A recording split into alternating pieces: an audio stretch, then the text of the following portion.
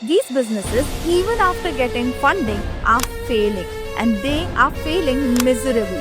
This will also help you to prepare for a business model that stays for long, that survives, that thrives, and that makes your business model a sustainable business model to follow for the future. If you want to grow out of the circus, this video will help you because I have broken down 5 identifiable patterns that can help you be more sustainable. Let's try to simplify the business models, because once you have simplified business models, your customer takes you as an expert, and don't forget that you can then charge more. The harsh reality of the businesses that get funded at startups is that 90% of them fail. And the worst thing is, investors already know about this.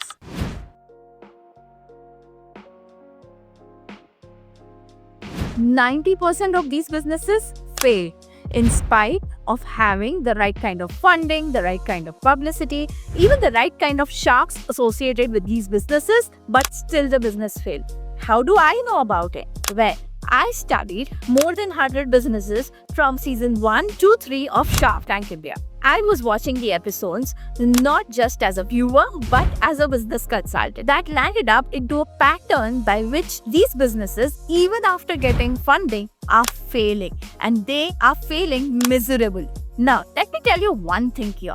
Breaking down the truths of the startup world to you is something that I bring on my channel, and every time I just try to bring the right things to you. This is one of the things that might be shocking to you, but at the same time, this will also help you to prepare for a business model that stays for long, that survives, that thrives, and that makes your business model a sustainable business model to follow for the future. So if you want to build a sustainable business model for the future, then this video is for you. Stay till the end, because at the end of this video, I am going to give you an opportunity to analyze your own business. Let's get started. The harsh reality of the businesses that get funded at startups is that 90% of them fail. And the worst thing is, investors already know about this.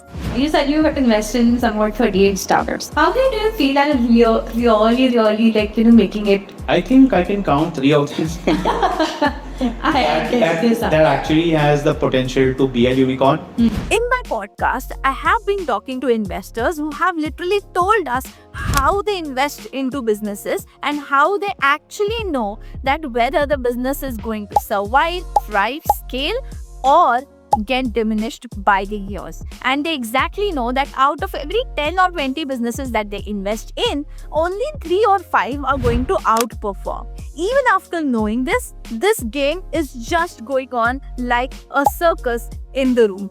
If you want to grow out of the circus, this video will help you, because I have broken down 5 identifiable patterns that can help you be more sustainable and more successful as a business, rather than only struggling and later diminishing your effects. Let me bring some facts to you in this picture. Only 10% of Shark Tank India businesses have survived, while 25% are struggling.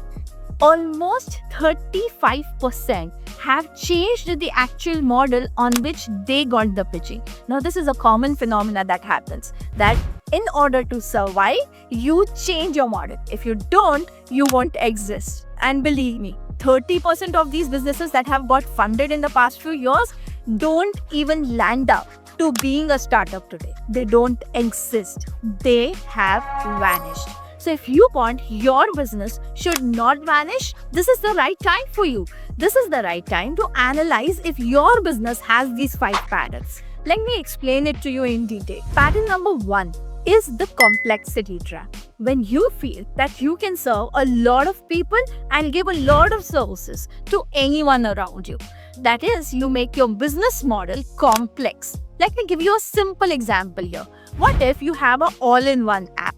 You just log in and the app will help you buy groceries, buy food, order food from the restaurant, book a table, book a cab, even book flight tickets or book hotels.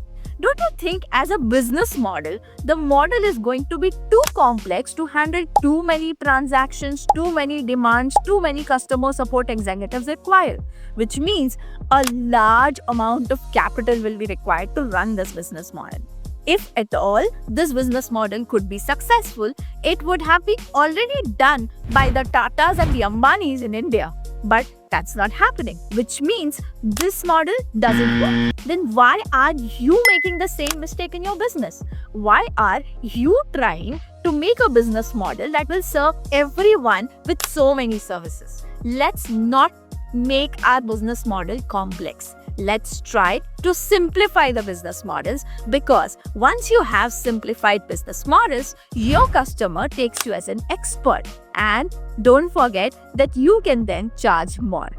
Now, coming to the second pattern that most of the businesses have. The businesses are heavily dependent on founders. If your business is a founder-dependent business, then you are digging your own grave. Can you imagine? You're making your own grave with your own hands, with your own minds. If you don't want to do this, then start making teams. Start making your business system dependent and team dependent, because that's where the difference will start existing in your business. Then you can easily take a chill pill break in your business without realizing or without affecting your profits in business. So just think about it. Is your business having this failure pattern? If yes, it's the time to change it. Let's go on the third pattern now. The third pattern that I normally see in businesses that fail is that they have a lot of revenue obsession. Now, what does revenue obsession really mean? Have you heard founders talking about data sheets, profit margins, sustainability? Or have you heard founders talk about the next level of funding, the bank balances, the legalities or the royalties that they can enjoy? Have you seen these two types of founders? Well, you will yourself notice that the second category of founders are the founders who are revenue obsessed. They only care about the revenues, the next round of investments, and how they themselves can take an exit. But this will not make a valuable business in many cases. And that's the reason why I told you 90% of businesses are failing, which is a very big number to think about. So, if you want your business to grow and thrive and be sustainable, you need to see that you're not following this failure pattern, which means you need to have a strategy in place where profits are taken as sustainable margins in your business, where you don't just run after revenues, but run after providing value-based services to your clients. And that will start making the change that you have been looking for. The next pattern is all about the market assumptions. Now, this pattern of failure is very common with startups, because most of the time we see that you assume that a market exists, whereas you haven't really studied any kind of data required. So if you want to make a market sustainable business, you need to have a lot of data. You need to do a lot of research. You need to have experts who can help you out research and track data and make that difference that you have been looking for. So let's just think about it. If I want to start a new business today, what is the first thing that I want to do? Well, the first thing is to put the idea in the market and don't just assume a number, but rather track the numbers by taking surveys, by putting out your product on test in market. The first 2 months, the product should be on test so that you get enough of data required. And this helps you change your perception of running a business in a longer time, because you know how you are building or what is the market that you will be entering in the days to come. The fifth pattern is again very common in most of the startup founders, because when you get started, you see to it that you have a great idea.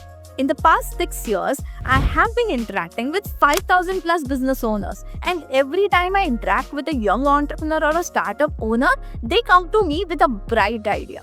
A bright idea where good technology is being used. They come to me with ideas where they are solving problems of people. But most of them, when it comes to execution, they are blank.